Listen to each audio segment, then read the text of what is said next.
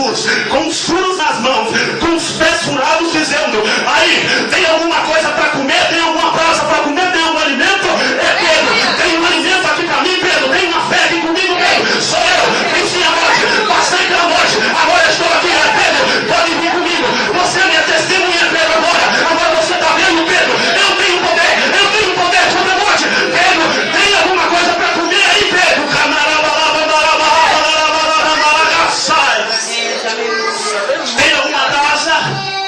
tem alguma brasa acesa ainda aí, Pedro?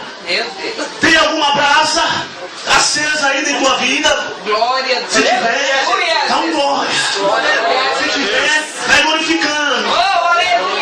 E Pedro não comeu, amado. Quando ele viu a voz do mestre, quando ele viu o mestre, ele tirou roupa, ele cingiu, tirou sua túnica e foi debaixo da água.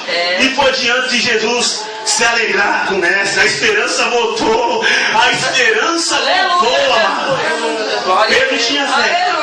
Ainda que os homens pregam que Pedro era homem de pouca fé.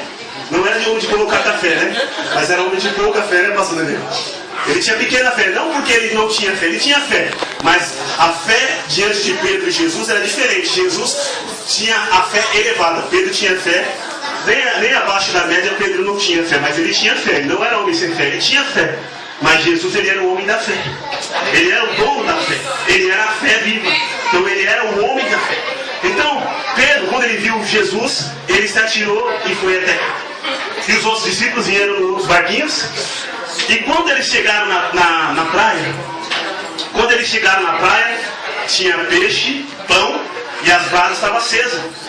E Jesus: vem comigo e trazei os peixes que vocês pescaram.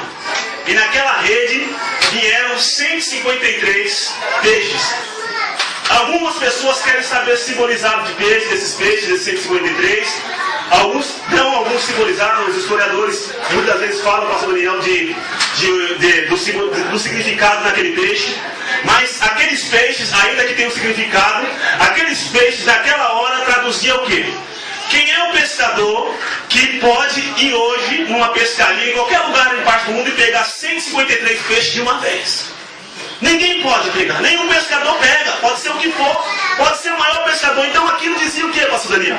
Que quando eles estiveram a noite inteira pescando naquele lugar, Jesus falou: olha, joga de novo a rede, o lado direito, joga de novo a rede, e vocês vão pescar.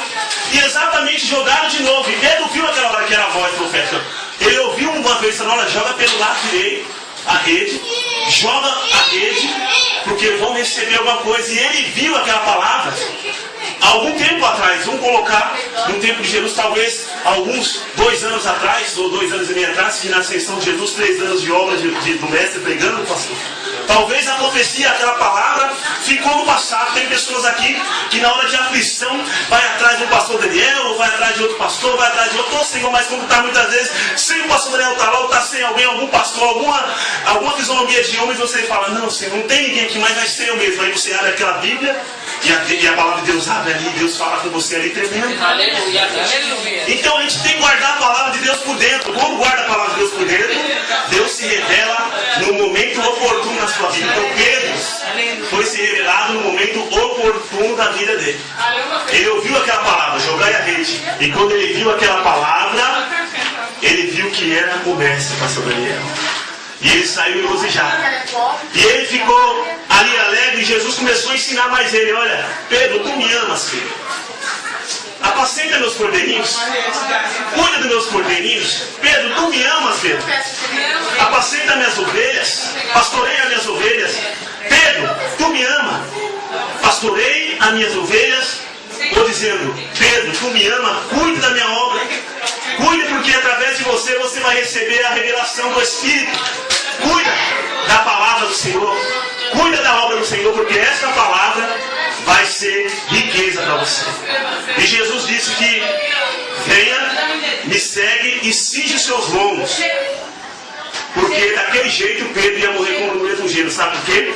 Alguns dizem que Pedro morreu de cabeça para baixo. Alguns tradutores, alguns historiadores procuram falar que Pedro, quando ele foi pego, no seu último pregação de evangelho, os homens queriam pregar ele como Jesus. E ele falou: não sou digno de morrer como mestre, Mas antes de morrer pela cruz, ainda eu posso morrer, mas coloque de cabeça para baixo a cruz. E o livro de João, ele fala naquela estrofe, seguido do 21 até seguindo a história do 21, do capítulo 21, ele fala que ele tinha que morrer no mesmo gênero. Qual é o mesmo gênero? O mesmo jeito que Jesus morreu pelo Evangelho, Pedro tinha que morrer também. E nós, amados, temos que carregar a nossa cruz, pastor Daniel. E morremos para o mundo, mas nós ressuscitamos para Cristo. O mundo não vale mais para você, ainda que você está no mundo. O mundo vale para você, porque você tem que trabalhar, tem que comer, tem que se alimentar, você tem que viver. Mas as coisas que estão no mundo não valem mais para você, porque Deus abriu uma revelação para você. Jesus abriu para você. Então as coisas fictícias, as coisas banais, não pode mais te impedir. As coisas banais não podem mais te impedir. Amém?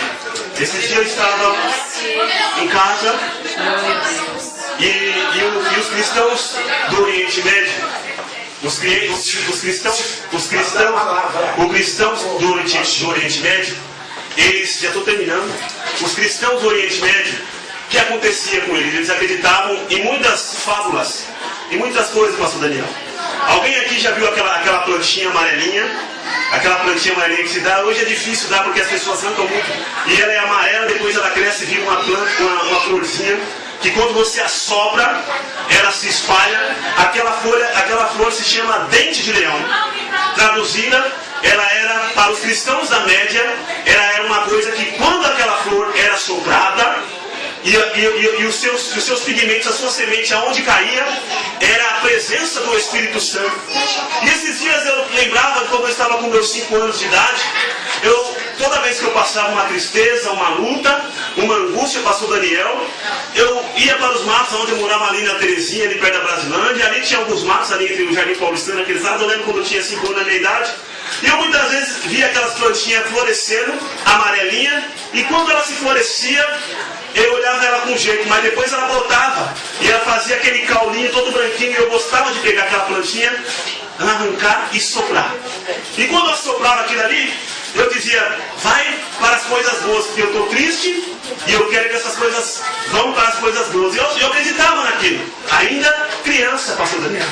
Esses dias eu estava meio chateado, como eu estava falando com o irmão Dorival dentro do carro, eu falei, olha, todo servo de Deus, todo homem, todo ser vivente, passa luta, passa prova, tem uma dificuldade, tem alguma coisa. Por que é isso? Porque todos dependem de Deus. O pastor depende de Deus, o evangelista depende de Deus, a missionária depende de Deus, o membro, o servo, os homens dependem de Deus. Então tem hora que ainda que você profetiza, ainda que você prega, ainda que você tem alguma coisa, ainda tem uma coisa de você que você depende. É nessa hora que Deus fecha contigo, dizendo para você, espera mais um pouquinho.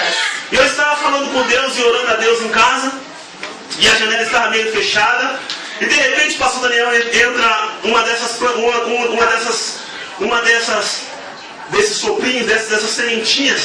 Eu estava no computador escrevendo, e quando eu pensei aquilo, ele parou bem na minha frente, aquilo ali. Eu falei, Senhor, o que significa isso? E eu falei, deixa eu buscar o que significa essa planta. E aí eu fui descobrir que o nome dessa planta é flor dente de leão. Que eles antigamente, pastor Daniel, quando eles assopravam, os cristãos daquela época, quando estavam presos, quando eles estavam presos no meio do povo romano, do tempo de Nero, dos homens que tentavam acabar com a igreja, aonde eles estavam tinha um jardim, e nesse jardim estavam essas plantas amarelinhas. Depois essas plantas floresciam, e ali elas falavam assim, olha, que quando eu soprar esta semente, vai nas casas, vai nos lugares. E muitas vezes as pessoas estavam em casa naquele lugar, muitos cristãos que estavam